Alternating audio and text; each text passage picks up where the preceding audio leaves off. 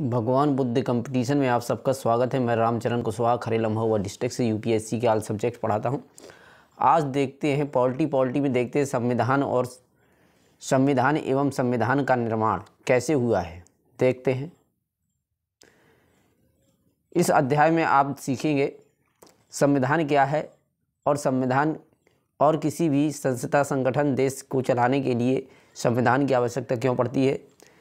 संविधान की विशेषता के द्वारा संविधान की जानकारी कैसे प्राप्त करें, संविधान के प्रकार एवं उसके महत्व क्या थे। देखिएगा, इसका परिचय देखते हैं। संविधान का इंट्रोडक्शन क्या है। संविधान किसी देश की राज्य व्यवस्था के मूल सिद्धांतों का प्रतिपादन करता है। जो हमारा संविधान है किसी भी देश का हो, संविधान किसी देश की राज्य व्यवस्था के मूल सिद्धांतों का प्रतिपादन करता है। क्या करता है? प्रतिपादन करता है। राज्य व्यवस्था के मूल सिद्धांतों का प्रतिपादन करता है। संविधान राज्य की विधायिका, कार्यपालिका और न्यायपालिका की स्थापना करता है। जो संविधान राज्य की 3 पालिकाएं हैं, विधायिका, कार्यपालिका, न्यायपालिका, ठीक, की स्थापना इनकी शक्तियों का तथा दायित्व का सीमांत करता है। जो इनकी शक्तियां हैं और उनके दायित्व का सीमांकन करता है। प्रत्येक संविधान उस देश के आदर्शों, उद्देश्यों और मूल्यों का दर्पण होता है। जो कोई भी देश का, किसी भी देश का अगर संविधान है, उस देश के आदर्शों, उद्देश्यों और मूल्यों का दर्पण होता है।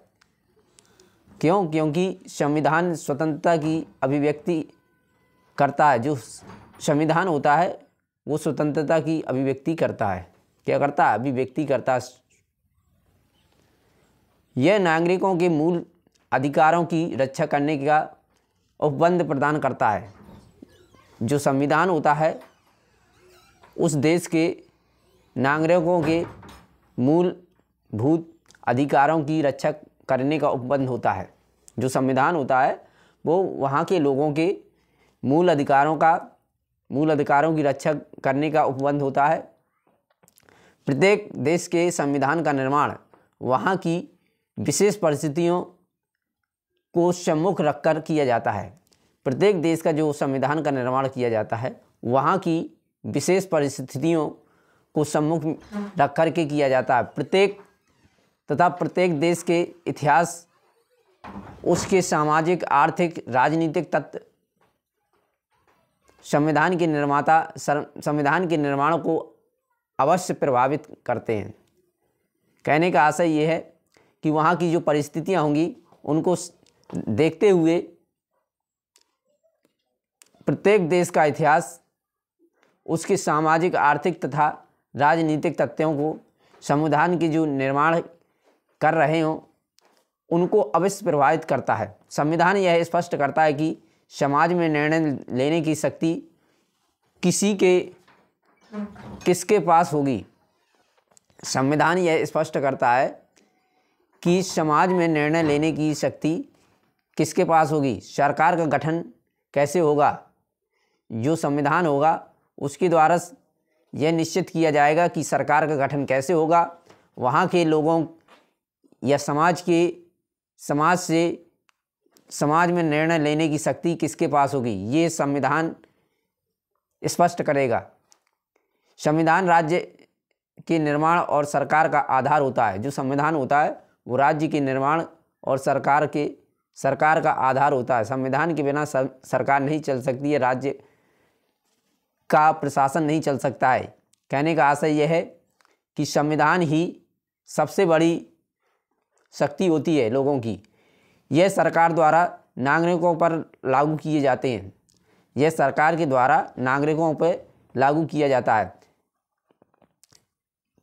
किए जाने वाले कानूनों की सीमा तय करता है। जो संविधान होता है सरकार के द्वारा प्रत्येक नागरिकों के नियम के लिए लागू किया जाता है। इनकी कानूनों की सीमा किस प्रकार तय करेगा ये संविधान में स्पष्ट होता है।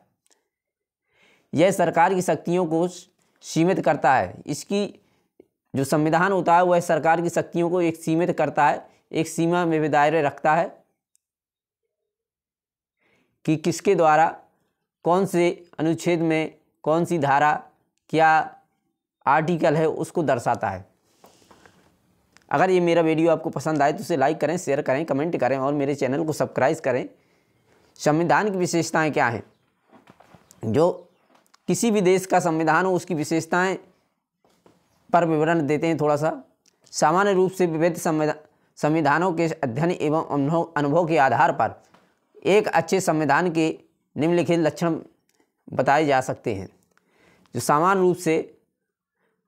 रूप से विविध संविधानों के अध्ययन एवं कई जगह के संविधानों का अध्ययन करने के द्वारा एक अच्छे संविधान का निर्माण किया जा सकता है और उसके लक्षण बताए जा सकते हैं। अगर ये मेरा वीडियो आपको पसंद आए तो उसे लाइक करें, शेयर करें, कमेंट करें, मेरे चैनल को सब्सक्राइब करें। कुछ विद्वानों का विचार है कि संविधान जितना संक्षिप्त होता है, कुछ विद्वानों का विचार है कि संविधान जितना छोटा होगा उतना ही अच्छा होता है। कुछ विद्वानों का विचार है कि जिस देश का संविधान जितना छोटा होगा उसका संविधान उतना ही अच्छा होगा। संविधान के अंतर्गत देश की शासन व्यवस्था में संबंधित मूल बातों का वर्णन किया जाता है। जो संविधान के द्वारा रचित होता है, संविधान में लिखा होता है, उसके द्वारा देश की शासन व्यवस्था कैसे चलाई जाती है, ये मूल बातों का वर्णन किया जाता है। दिन प्रतिदिन के राजनीतिक जीवन के संबंध में विस्तार की बातें लिखकर संविधान की गरिमा को आघात नहीं पहुंचाना चाहिए। कहने का आशय यह है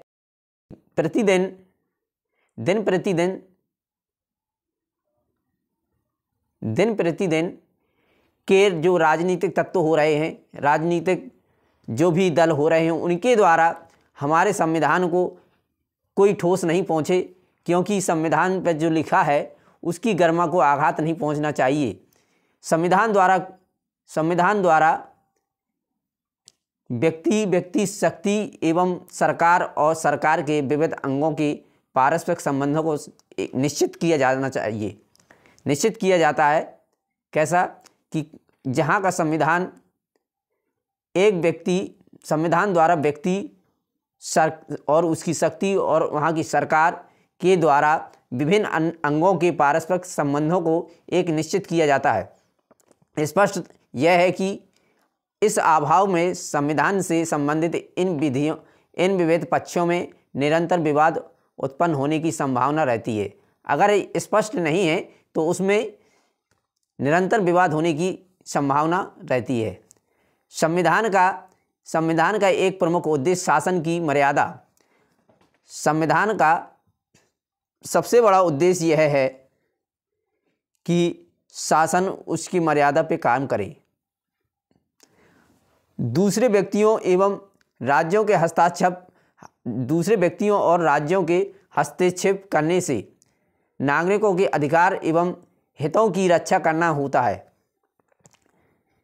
कहने का आशय यह है, दूसरे व्यक्तियों और अन्य राज्यों के द्वारा अगर हस्तक्षेप होता है तो वहाँ के नागरिकों को अधिकार एवं उनके हित की रक्षा करना चाहिए। संविधान में ये स्पष्ट दिया गया है। नागरिकों के मौलिक अधिकारों का उल्लेख होने से नागरिकों की स्वतंत्रता एवं हित अधिक सुरक्षित हो जाते हैं। अगर उसमें नागरिकों के मूल अधिकारों का उल्लेख किया जाता है तो नागरिकों की जो स्वतंत्रता है और उनकी सुरक्षा एक निश्चित हो जाती है। व्यवस्थित जो वहाँ की व्यवस्था है, व्यवस्थापक और कार्यपालिका नागरिकों के अधिकार के साथ मनचाहा खिलवाड़ नहीं कर पाते हैं। जिस तरह अगर आप कहने का आशय यह है कि जो संविधान में लिखा है अगर उसको स्पष्ट रूप से उस तत्व को दर्शाया जाए तो जो लोगों के साथ खिलवाड़ कर रहे हैं उस खिलवाड़ को नहीं किया जा सकता है। यह संविधान में स्पष्ट दर्शाया गया है कि व्यवस्थापक और कार्यपालिका नागरिकों के अधिकार के साथ मनचाहा खिलवाड़ नहीं किया जा सकता है। शासन के विभिन्न विभागों को अपनी सीमा में रखने के लिए तथा उनके विभागों के बीच उत्पन्न होने वाले विवादों के हल के लिए स्वतंत्र न्यायालयों का अस्तित्व न केवल उपयोगी वरन आवश्यक है कि नागरिकों के मौलिक अधिकार के लिए भी स्वतंत्र न्यायालयों का अस्तित्व अनिवार्य है। कहने का आशय यह है कि शासन के विभिन्न विभागों, चाहे जो भी विभाग हो शासन के द्वारा, उनकी सीमा में रखने वाले जो भी विभाग हैं उनके बीच अगर कोई विवाद उत्पन्न होता है तो वह स्वतंत्रता पूर्वक न्यायालयों की सहायता के द्वारा उनका विवाद का निपटारा किया जा सकता है।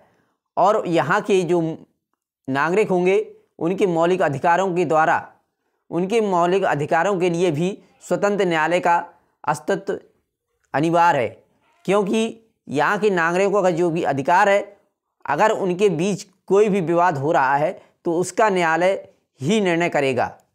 अगर ये मेरा वीडियो आपको पसंद आए तो उसे लाइक करें, शेयर करें, कमेंट करें, मेरे चैनल को सब्सक्राइब करें। आगे देखते हैं संविधान का वर्गीकरण। जो संविधान का वर्गीकरण है वो किस प्रकार से किया गया है, रचना के आधार पर, स्वरूप के आधार पर और संशोधन के आधार पर। जो हमारा संविधान है उसका जो वर्गीकरण किया गया है वो किस प्रकार से किया गया है, रचना के आधार पर कि उसकी रचना किस प्रकार से है, उसका स्वरूप किस प्रकार से है, उसके आधार पर किया गया है, और संशोधन के आधार पर कि हमारा जो संविधान है उसका संशोधन भी किया जा सकता है। इसके आधार पर देखते हैं रचना के आधार पर क्या है, विकसित संविधान और निर्मित संविधान। स्वरूप के आधार पर क्या है, लिखित संविधान, अलिखित संविधान। संशोधन के आधार पर लचीला और कठोर।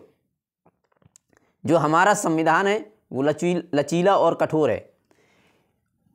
एक बहुत बड़ा ग्रंथ है हमारा जो संविधान है, एक विशाल संविधान है, सबसे बड़ा संविधान है, और यह लिखित संविधान है, अलिखित संविधान है, विकसित संविधान और निर्मित संविधान है। जो रचना के आधार पर है वो विकसित संविधान और निर्मित संविधान है।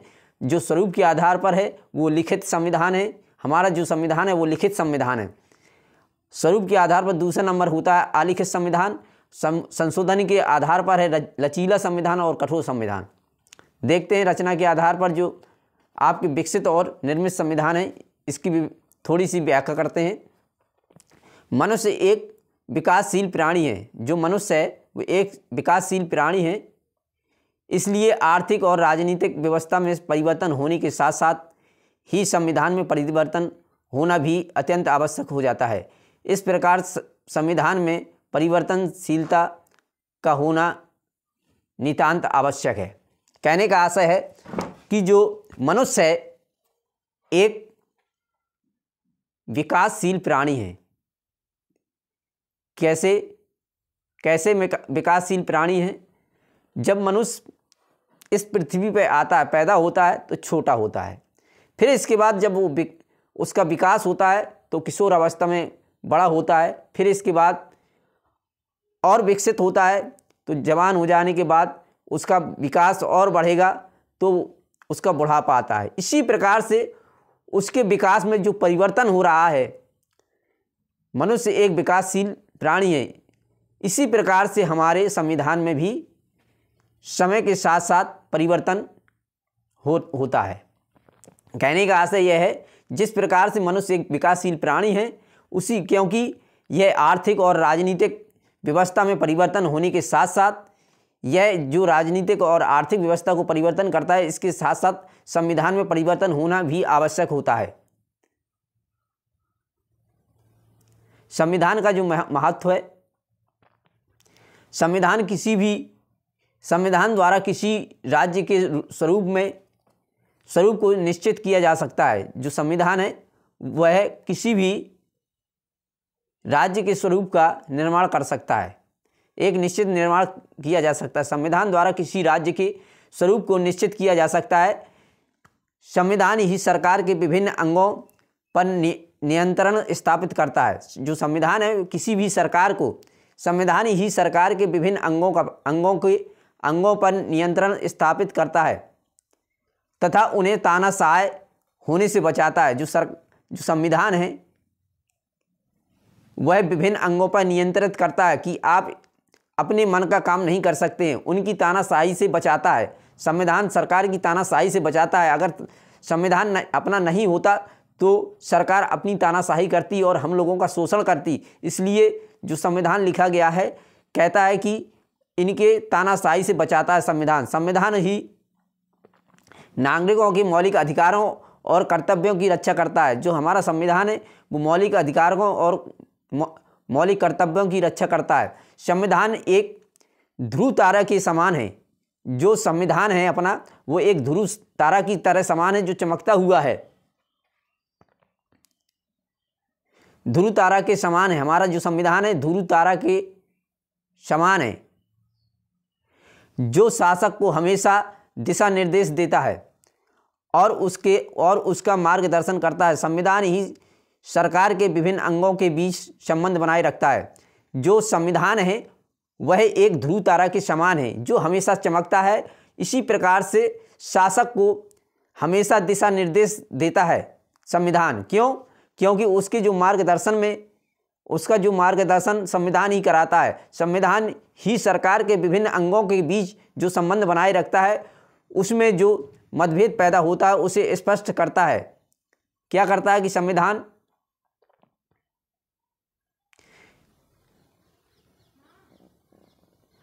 संविधान 1922 में ही एनी बेसेंट की पहल पर केंद्रीय विधानमंडल के दोनों सदनों के सदस्यों की एक संयुक्त बैठक शिमला में आयोजित की गई थी।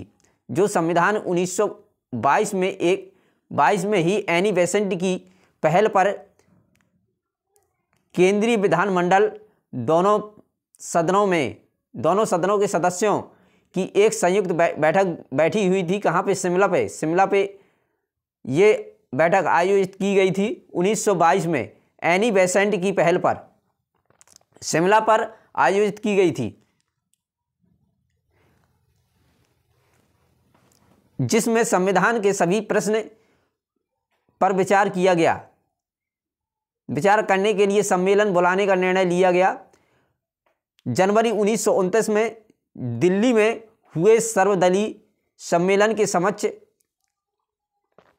अगर ये मेरा वीडियो आपको पसंद आए तो उसे लाइक करें, शेयर करें, कमेंट करें और मेरे चैनल को सब्सक्राइब करें।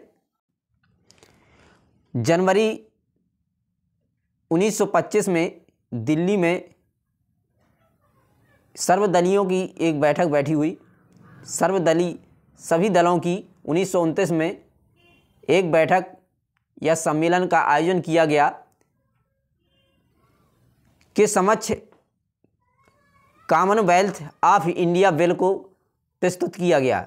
जो 1929 में एक सर्वदलीय बैठक बैठी हुई, वो कॉमनवेल्थ ऑफ इंडिया बिल को प्रस्तुत किया गया, जिसकी अध्यक्षता महात्मा गांधी ने की थी। किसने की थी? महात्मा गांधी ने। जो 1929 में दिल्ली में एक सर्वदलीय बैठक बैठी हुई थी, कॉमनवेल्थ ऑफ इंडिया बिल को प्रस्तुत किया, जिसकी अध्यक्षता महात्मा गांधी कर रहे थे। भारत के लिए एक संवैधानिक प्रणाली के स्वरूप जो भारत के लिए एक संवैधानिक प्रणाली की रूपरेखा प्रस्तुत की जाए, इसमें विचार किया जा रहा था। यह प्रथम प्रयास था। कब? 1925 में दिल्ली में एक बैठक सर्वदलीय द्वारा, जो सर्वदलीय थे सभी का सम्मेलन हुआ, उनकी बैठक हुई, जिसमें कॉमनवेल्थ ऑफ इंडिया बिल को प्रस्तुत किया गया, जिसके अध्यक्ष महात्मा गांधी थे। उसमें यह उल्लेख किया गया, संवैधानिक प्रणाली के रूप में यह प्रस्तुत किया गया कि यह प्रथम प्रयास है जो मई 1928 में मुंबई में आयोजित सर्वदलीय सम्मेलन में भारत के संविधान के सिद्धांत निर्धारित करने के लिए मोतीलाल नेहरू के सभापति के द्वारा एक समिति गठित की गई थी। मई 1928 में मुंबई में एक सर्वदलीय सम्मेलन फिर हुआ और भारत भारत के संविधान के सिद्धांत को निर्धारण करने के लिए मोतीलाल नेहरू की अध्यक्षता में, जो मोतीलाल नेहरू थे उसके सभापति हुए। इस समिति का गठन करने पर समिति की रिपोर्ट को नेहरू रिपोर्ट के नाम से जाना जाता है। उस समिति की जो रिपोर्ट थी उसको नेहरू रिपोर्ट के नाम से जाना जाता था।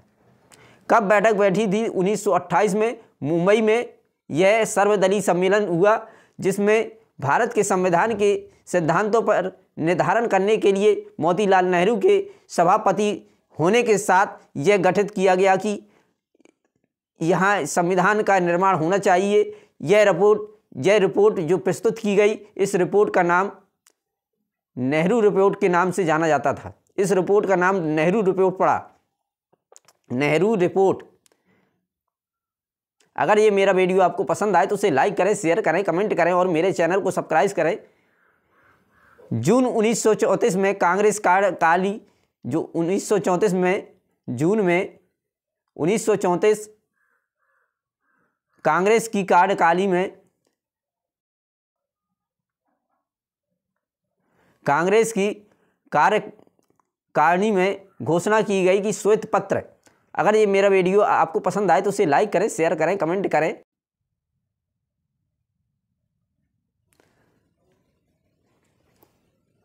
अगर ये मेरा वीडियो आपको पसंद आए तो उसे लाइक करें, शेयर करें, कमेंट करें और मेरे चैनल को सब्सक्राइब करें। 1934 में कांग्रेस के द्वारा कांग्रेस की कार्यकारिणी में ये घोषणा की गई कि श्वेत पत्र जो गोलमेज सम्मेलन के बाद जारी किया जाएगा, वह श्वेत पत्र का विकल्प यह है कि वैश्विक मताधिकार के आधार पर निर्वाचित संविधान सभा द्वारा एक संविधान तैयार किया जाएगा। किसके द्वारा? गोलमेज सम्मेलन के बाद श्वेत पत्र द्वारा यह विकल्प वैश्विक मताधिकार के आधार पर निर्वाचित विधानसभा द्वारा एक संविधान तैयार किया जाएगा, यह निश्चित किया गया। कांग्रेस ने 1936 के लखनऊ अधिवेशन में एक प्रस्ताव पारित किया, जिसकी घोषणा की कि किसी बाहरी सत्ता द्वारा थोपा गया कोई भी संविधान भारत स्वीकार नहीं करेगा। 1936 में लखनऊ में यह अधिवेशन पारित हुआ कि कोई भी किसी बाहरी सत्ता द्वारा अगर थोपा गया संविधान है तो उसको स्वीकार नहीं किया जाएगा। यह कांग्रेस के द्वारा घोषणा हुई थी। 1940 के अंतर्गत 1940 के अगस्त प्रस्ताव में ब्रिटिश सरकार ने संविधान सभा की मांग की, जो 1940 में 40 के अगस्त प्रस्ताव में ब्रिटिश सरकार ने संविधान सभा की मांग की। मांग को पहली बार आधिकारिक रूप में स्वीकार कर लिया। भले ही स्वीकृति अध्यक्ष तथा महत्वपूर्ण शर्तों के साथ थी, लेकिन 1942 की क्रिप्स योजना को ब्रिटेन ने स्पष्टता स्वीकार करने के लिए कहा था, जिसके तहत भारत में एक निर्वाचित संविधान सभा का गठन किया गया। 1942 में क्रिप्स योजना के तहत ब्रिटेन ने जो स्पष्टता स्वीकार करने के लिए कहा था, जिसके तहत भारत में एक निर्वाचित संविधान सभा का गठन कर दिया गया, जो युद्ध के बाद भारत के लिए संविधान का निर्माण करेगी। जो युद्ध के बाद जो ब्रिटेन और भारत का युद्ध होगा उसके बाद संविधान का निर्माण करेगी। 1946 में कैबिनेट मिशन के एक प्रस्ताव द्वारा अंततः भारत के संविधान के निर्माण के लिए बुनियादी ढांचे का प्रारूप स्वीकार कर लिया गया, जिससे संविधान सभा का नाम दिया गया 1946 में कैबिनेट मिशन में एक प्रस्ताव पारित किया गया, जिसके द्वारा संविधान निर्माण के द्वारा बुनियादी ढांचे का प्रारूप स्वीकार कर लिया गया, जिसे संविधान सभा का नाम दिया गया। अगर ये मेरा वीडियो आपको पसंद आए तो उसे लाइक करें, शेयर करें, कमेंट करें और मेरे चैनल को सब्सक्राइब करें। संविधान सभा का विचार जो सर हेनरी मेन ने प्रस्तुत किया था, संविधान सभा का विचार प्रस्तुत किया था वो सर हेनरी मैन ने प्रस्तुत किया था। इसका कहना था व्यवहारिक तौर पर सर्वप्रथम अमेरिका में संविधान निर्माण हेतु संविधान सभा गठित की गई है। जो संविधान सर हेनी मेन ने कहा था कि व्यवहारिक तौर पर सर्वप्रथम अमेरिका में संविधान निर्माण हेतु संविधान सभा गठित की गई है। इसकी मांग यह थी कि जो 1929 में इसकी यह मांग थी कि जो संविधान सभा के विचार की धारणा सर्वप्रथम अभिव्यक्त 1885 में उस स्वराज विधेयक में मिली थी। जो स्वराज विधेयक था उस समय मिली थी। लोकमान्य गंगाधर तिलक ने निर्देशों में जो तैयार किया था उसके द्वारा कब 1985 में लोकमान्य बाल गंगाधर तिलक के निर्देशन पर तैयार किया गया था स्वराज विधेयक। संविधान सभा का विचार जिसके द्वारा भारतीय स्वयं अपने देश के संविधान का निर्माण करेंगे। 1929 के अधिनियम के विरोध में अंतर्निहित था। जो 1929 का अधिनियम था उसके विरोध में यह अंतर्निहित था। 1922 में गांधी जी ने कहा था कि भारतीय संविधान की इच्छा के अनुसार संविधान होगा। जो गांधी ने कहा था कि 1922 में गांधी जी ने कहा था कि 1922 में गांधी जी ने कहा था कि भारतीय संविधान भारतीयों की इच्छा के अनुसार होगा। जो भारतीयों का संविधान होगा वो भारतीयों के अनुसार होगा। अगर ये मेरा वीडियो आपको पसंद आए तो उसे लाइक करें और मेरे चैनल को सब्सक्राइब करें। संविधान सभा का गठन हुआ है, कैसे हुआ देखते हैं।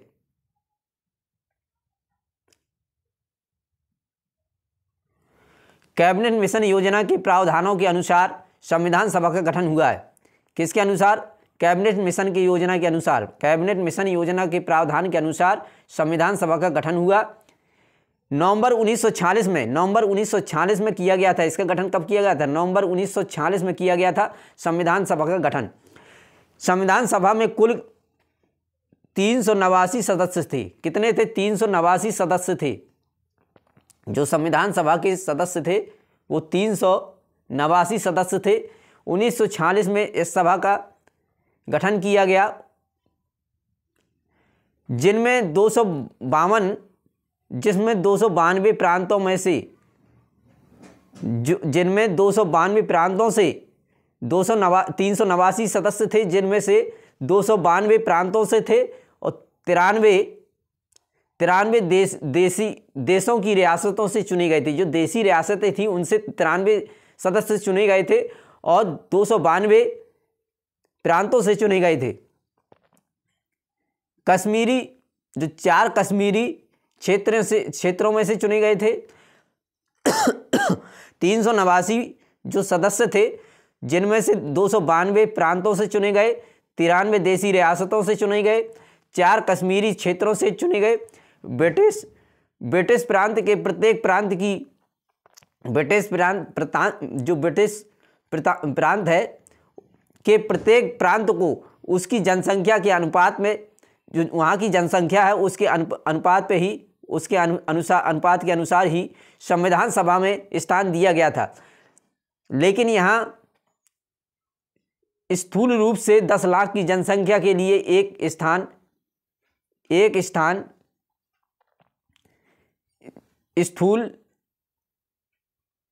स्थूल रूप से 10 लाख की जनसंख्या के लिए एक स्थान अनुपात रखा गया। क्या रखा गया? एक निश्चित अनुपात रखा गया कि प्रत्येक प्रांत के स्थान पर प्रत्येक प्रांत को जनसंख्या के अनुपात में 3 प्रमुख समुदायों के हिसाब से बांटा गया। मुस्लिम, सिख तथा साधारण समुदाय में बांटा गया था। संविधान सभा का प्रथम अधिवेशन मुस्लिम, सिख और ईसाई के अनुसार बांटा गया था। संविधान सभा के प्रथम अधिवेशन 9 दिसंबर पर जो प्रथम अधिवेशन हुआ है संविधान सभा का, वो 9 दिसंबर, प्रथम अधिवेशन 9 दिसंबर 1946 में दिल्ली में हुआ था। कहाँ हुआ था? दिल्ली में हुआ था प्रथम अधिवेशन 9 दिसंबर 1946 में दिल्ली में हुआ था, जिसमें डॉक्टर सच्चिदानंद सिन्हा को सभा का स्थायी अध्यक्ष चुना गया था। किसको? डॉक्टर सच्चिदानंद को। जो डॉक्टर सच्चिदानंद थे, उन डॉक्टर सच्चिदानंद सिन्हा जी को सभा का स्थायी रूप से अध्यक्ष चुना गया था। 11 दिसंबर 1946 को हुई बैठक में डॉक्टर राजेंद्र प्रसाद को संविधान सभा का स्थायी रूप से अध्यक्ष चुना गया। कब चुना गया? 11 दिसंबर 1946 को जो बैठक हुई उसमें राजेंद्र प्रसाद जी को संविधान सभा का स्थायी रूप से अध्यक्ष चुना गया तथा भीमराव अंबेडकर बी.एन.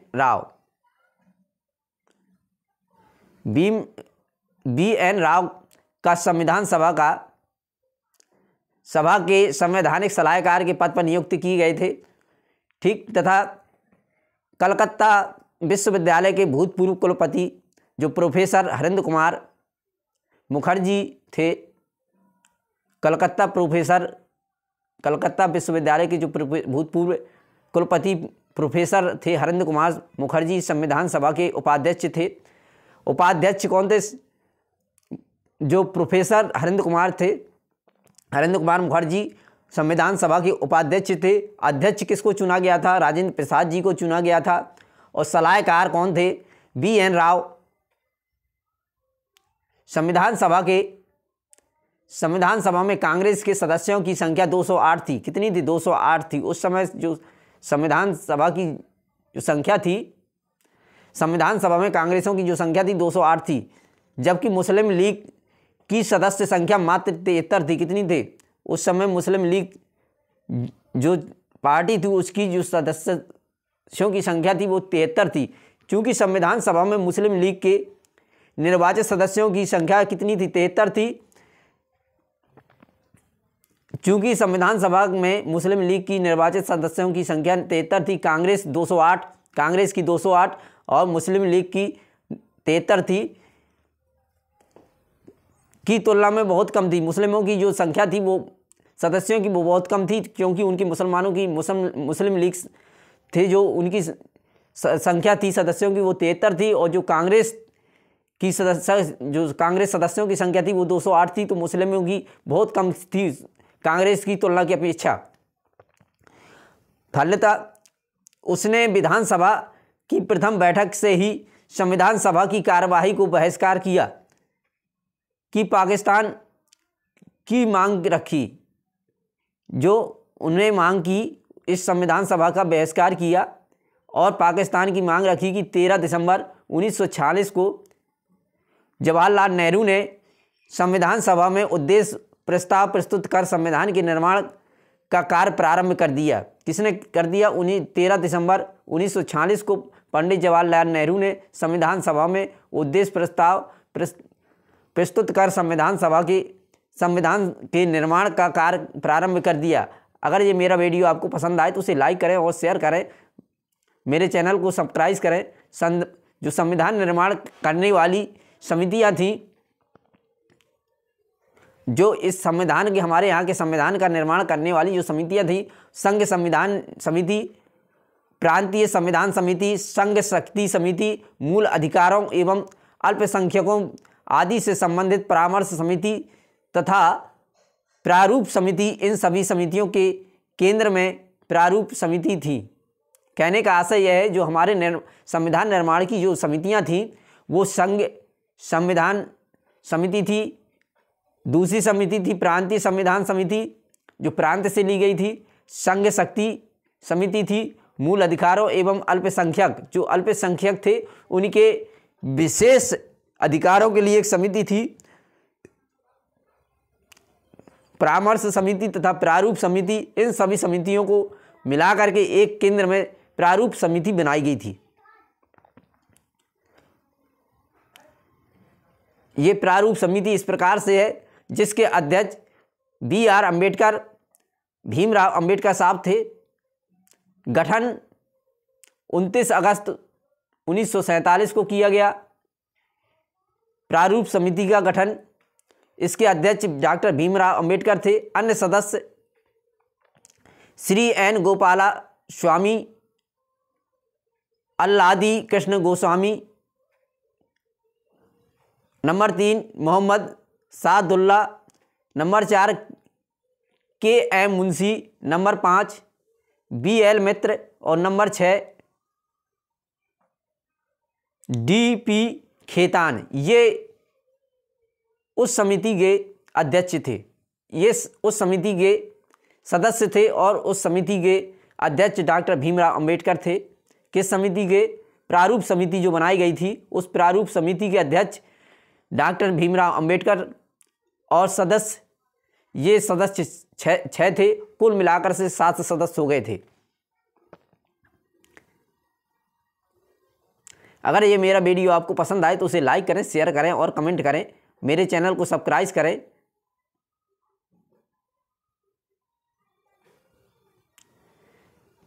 देखेंगे जो अन्य समितियां हैं,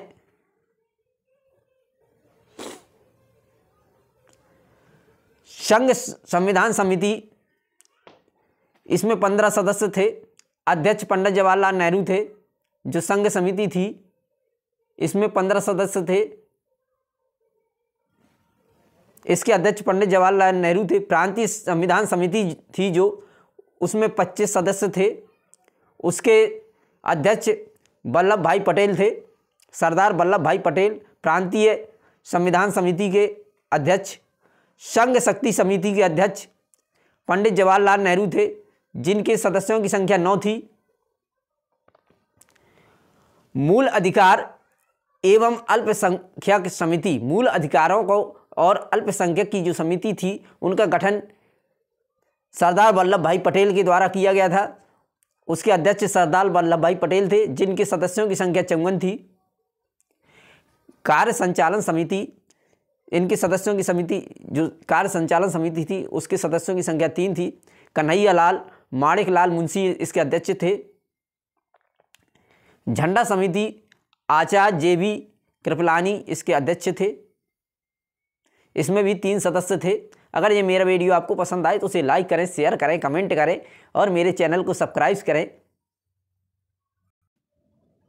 अगर ये मेरा वीडियो आपको पसंद आए तो उसे लाइक करें, शेयर करें, कमेंट करें और मेरे चैनल को सब्सक्राइब करें।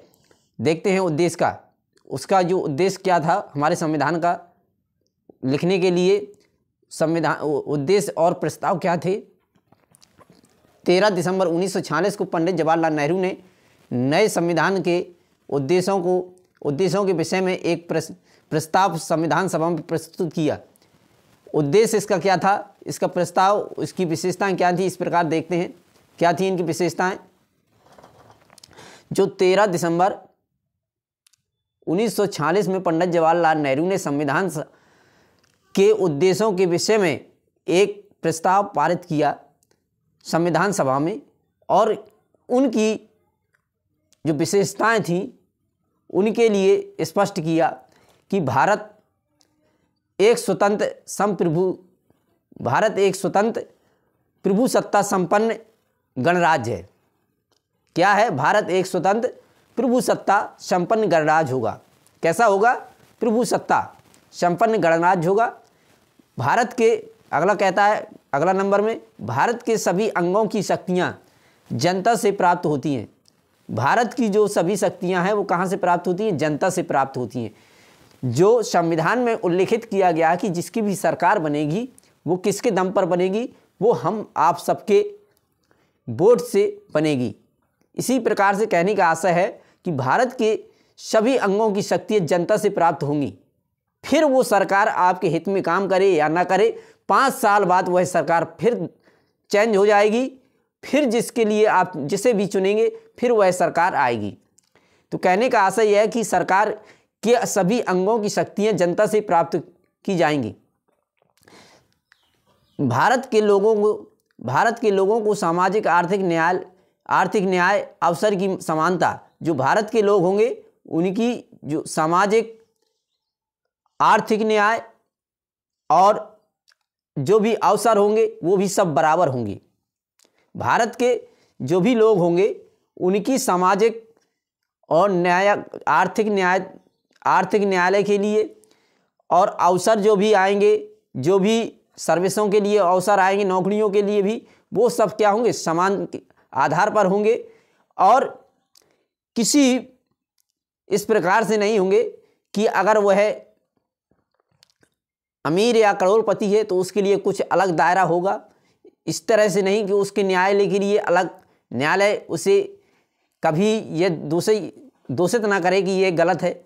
जो गलत होगा वो गलत दोषित न्यायालय करेगी, जो सही है वह, इसलिए कहना है कि न्याय, जो आर्थिक न्याय होगा वो सब समान होंगे तथा कानून के समक्ष सभी स्तरों पर व्यक्तियों की समानता होगी। जो कानून होंगे सभी के लिए बराबर होंगे, सभी व्यक्तियों के लिए समान होंगे।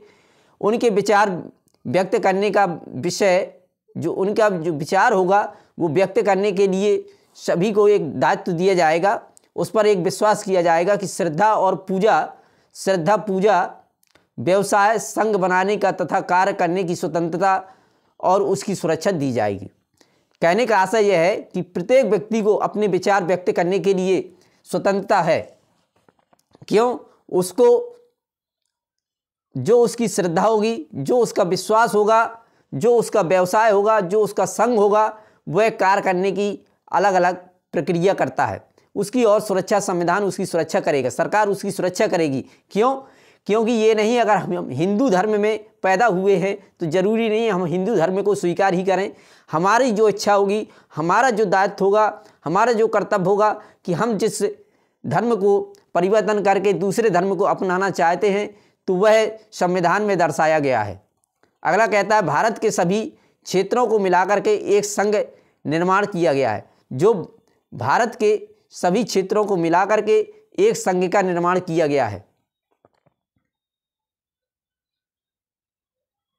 अल्पसंख्यक तथा पिछड़े तथा कबायली क्षेत्रों के जो शोषित और पिछड़े श्रेणियों में आने वाले लोगों के लिए अलग से प्रबंध किया गया है, उन्हें आरक्षण की व्यवस्था की जाएगी। संविधान में यह दर्शाया गया। गणतंत्र की क्षेत्रीय पूर्णता को स्थापित किया जाता है कि स्थापित रखा जाएगा तथा इसके जल तथा वायु के प्रभुसत्ता संपन्न अधिकारों को न्याय तथा अंतर्राष्ट्रीय कानून के अनुसार लागू किया जाएगा। कहने का आशय यह है गणतंत्र की जो क्षेत्रीय पूर्णता होगी उसको जल तथा वायु की प्रभुसत्ता के संपन्न अधिकारों के द्वारा, न्यायालय के द्वारा, अंतर्राष्ट्रीय कानूनों के अनुसार ही उसे लागू किया जाएगा। उद्देश्य प्रस्ताव को संविधान सभा ने 22 जनवरी 1947 को स्वीकार कर लिया। जो उसका उद्देश्य है, उसके उद्देश्य के प्रस्ताव को संविधान ने 22 जनवरी 1947 को स्वतंत्र कर लिया। स्वतंत्र भारत के संविधान की प्रस्तावना भी इन्हीं उद्देश्यों पर आधारित है। अगर ये मेरा वीडियो आपको पसंद आए तो उसे लाइक करें, शेयर करें और कमेंट करें। मेरे चैनल को सब्सक्राइब करें। कमेंट में ये जरूर लिखें कि हमारा जो संविधान है वो कितने दिनों में लिखा गया, हमारा जो संविधान है वह कितने दिनों में लिखा गया। जरूर कमेंट करिएगा, जल्दी कमेंट करें। संविधान हमारा कितने दिनों में बन करके तैयार हुआ। 26 जनवरी क्यों मनाई जाती है, 25 जनवरी 27 जनवरी क्यों नहीं मनाई जाती? जल्दी कमेंट करें जल्दी से। देखते हैं संविधान का निर्माण। अक्टूबर 1947 में संविधान सभा के सचिवालय की परामर्श शाखा ने संविधान का प्रारूप तैयार किया। कब किया? अक्टूबर 1947 में संविधान सभा के सचिवालय के परामर्श के द्वारा संविधान सभा का प्रारूप तैयार किया गया। 15 नवंबर 1948 को प्रारूप संविधान पर अनुच्छेदवार विचार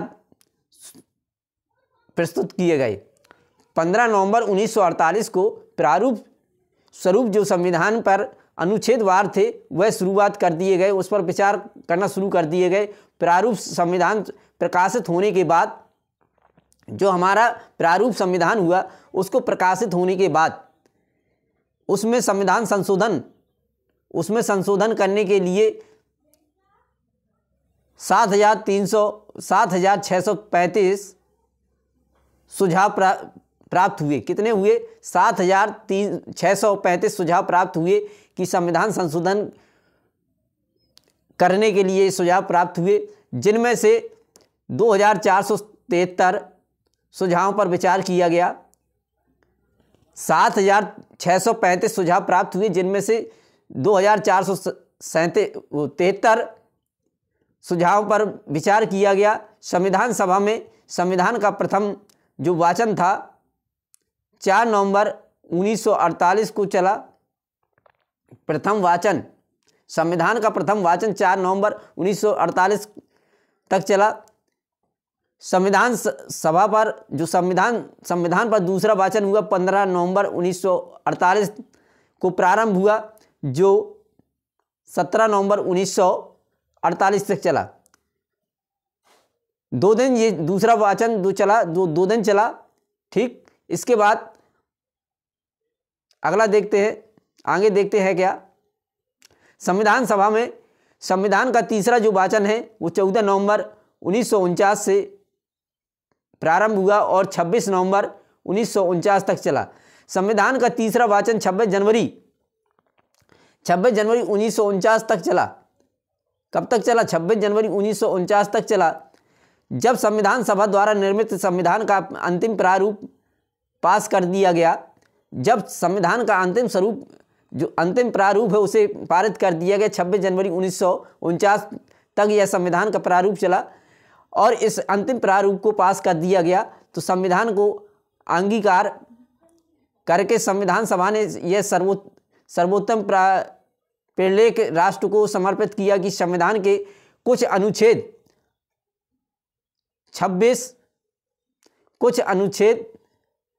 26 नवंबर 1949 के दिन लागू कर दिए जाएंगे। यह संविधान जो बना, इस संविधान के अनुच्छेद 26 कुछ अनुच्छेदों में 26 नवंबर 1949 के दिन लागू कर दिए जाएंगे। शेष संविधान 26 जनवरी के दिन ऐतिहासिक जो प्रारूप बनाया जाएगा इतिहास के द्वारा यह प्रस्तुत किया जाएगा। हमारा गणतंत्र की 26 जनवरी 1950 को से लागू किया जाएगा, क्योंकि जो हमारी 26 जनवरी है क्यों मनाई जाती है? क्योंकि इस दिन हमारा गणतंत्र लागू हुआ था, इसलिए 26 जनवरी 1950 को गणतंत्र लागू किया गया और इसी से हमारा 26 जनवरी या गणतंत्र दिवस के रूप में इसे मनाते हैं। कहने का आशय कि 26 जनवरी क्यों मनाई जाती है, 25 जनवरी क्यों नहीं मनाई जाती है? 26 जनवरी इसलिए नहीं मनाई जाती है कि हमारा देश में जो 26 जनवरी 1950 को संविधान लागू हुआ था इसलिए नहीं मनाई जाती। मनाई क्यों जाती है ये देखना है, थोड़ा सा विचार करते हैं। 1929 में रावी नदी के तट पर लाहौर पर एक बैठक बैठी थी जिसमें गरम दल और नरम दल के नेता शामिल हुए थे। उसमें गरम दल के नेताओं ने यह संकल्प लिया था कि आज से हम 26 जनवरी को स्वतंत्रता दिवस के रूप में मनाएंगे, आज़ादी के पूर्ण स्वराज के रूप में मनाएंगे।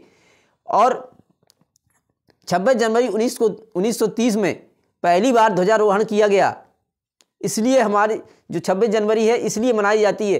कुछ दिन आने के बाद हमारा देश आज़ाद हो गया। 15 अगस्त 1947 को हमारा देश पूर्णतः आज़ाद हो गया। अब इस आज़ादी के लिए हम 15 अगस्त को मनाने लगे। अब ये 26 जनवरी कहाँ जाएगी? तो इस 26 जनवरी की तिथि को अमर करने के लिए 26 जनवरी 1950 को हमारा जो संविधान लागू किया गया, इसीलिए संविधान लागू किया गया कि 26 जनवरी की तिथि अमर रहे, इसलिए हमारा गणतंत्र 26 जनवरी को लागू किया गया, 26 जनवरी 1950 को। इसलिए नहीं कि 26 जनवरी को ही लागू किया जाएगा। 25 जनवरी 27 जनवरी को क्यों नहीं किया गया था? क्योंकि हम अगर 25 या 27 जनवरी को लागू करते तो 26 जनवरी की तिथि हम लोग भूल जाते। इसलिए उस तिथि को अमर करने के लिए 26 जनवरी 1950 को लागू किया गया हमारा गणतंत्र, और 26 जनवरी तभी से मनाने लगे। अगर ये मेरा वीडियो आपको पसंद आए तो उसे लाइक करें, शेयर करें, कमेंट करें और मेरे चैनल को सब्सक्राइब करें।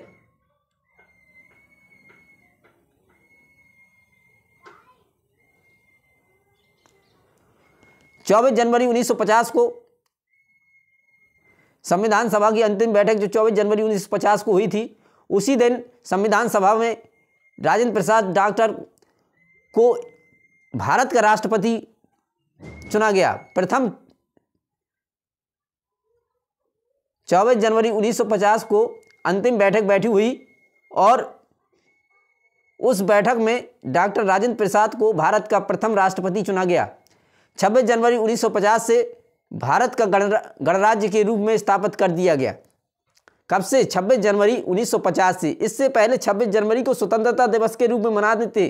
क्यों? क्योंकि जब हमारा देश आज़ाद नहीं हुआ था तब हम 15 अगस्त को आज़ादी के रूप में नहीं मनाते थे। 26 जनवरी को 1929 के द्वारा जो पूर्ण राज्य स्वतंत्रता का परिणय निश्चित गर्म दलों वालों ने किया था, इसलिए हम 26 जनवरी के दिन, ये 26 जनवरी 1950 को भारत एक गणराज्य के रूप में स्थापित करने के लिए 26 जनवरी के दिन ही लागू किया गया। अंतिम रूप से स्वीकृत संविधान में अनुच्छेद 395 तथा 8 अनुसूचियां कायम की गई। अंतिम रूप में स्वीकृत संविधान के निर्माण में 2 वर्ष बाद, जो संविधान का निर्माण हुआ 2 वर्ष 11 माह 18 दिन लगे। ठीक, जो हमारे संविधान का निर्माण हुआ उसमें 2 वर्ष 11 माह 18 दिन लगे। कहने का आशय कि अगर आपको याद नहीं होता है तो याद करने का एक अच्छा विकल्प आपके सामने होगा कि 3 वर्ष में 12 दिन कम, 3 वर्ष में 12 या 13 दिन कम है जो हमारा संविधान लिखा गया, या इस प्रकार से कह सकते हैं 2 वर्ष 11 माह 18 दिन। जबकि संविधान के प्रारूप में 114 दिन तक की चर्चा हुई है। ऐतिहासिक कार्य पर लगभग 64 लाख रुपए खर्च किए गए। कितने किए गए? इस संविधान के लागू करने के लिए, संविधान को बनाने के लिए कितना रुपया खर्च हुआ? 64 लाख लगभग इसमें खर्च हुआ है। अगर ये मेरा वीडियो आपको पसंद आए तो उसे लाइक करें, शेयर करें, कमेंट करें, मेरे चैनल को सब्सक्राइब करें, कमेंट करें, जल्दी से बताएं। इसके पहले मैं एक वीडियो डाल चुका हूं, अनुच्छेद और अनुसूचियां और भाग। अभी करंट में कितने अनुसूचियां हैं, कितने भाग हैं, कमेंट करें जल्दी से। इस पर एक विषय चर्चा करते हैं, नागरिकता, निर्वाचन एवं अंतरिम संसद से संबंधित कुछ उपबंध हैं। वो क्या है देखिएगा। कुल 15 अनुच्छेद हैं जो 26 नवंबर 1950 को लागू किए गए। कितने अनुच्छेद? 15 अनुच्छेद हैं जो 26 नवंबर 1950 को लागू किए गए। कौन कौन से अनुच्छेद हैं? अनुच्छेद 5, 6, 8, 9, 60, 324, 366, 367, 372, 380, 388, 391, 392, 393। ये अनुच्छेद 26 नवंबर 1949 को लागू कर दिए गए थे। से संविधान 26 जनवरी 1950 को लागू किए गए। अगर ये मेरा वीडियो आपको पसंद आए तो उसे लाइक करें, शेयर करें, कमेंट करें और मेरे चैनल को सब्सक्राइब करें। जय हिंद, जय भारत। अगर जो भी छात्र छात्राएं हमसे पढ़ना चाहते हैं कृपया इस नंबर पर संपर्क करें। मेरा कॉन्टैक्ट नंबर 9956782456। ये मेरा कॉन्टैक्ट नंबर, व्हाट्सएप नंबर है। जो भी छात्र छात्रा हमसे पढ़ना चाहते हैं इस नंबर पर संपर्क करें। मैं रामचरण कुशवाहा, खरेला, महोबा डिस्ट्रिक्ट से यूपीएससी के ऑल सब्जेक्ट पढ़ाता हूं। आज देख रहे थे पॉलिटी के जो परिचय है और थोड़ा संविधान के बारे में इसमें विश्लेषण किया गया है। अगले पार्ट में मिलते हैं, कल मिलेंगे अगले पार्ट में। जब के लिए जय हिंद, जय भारत।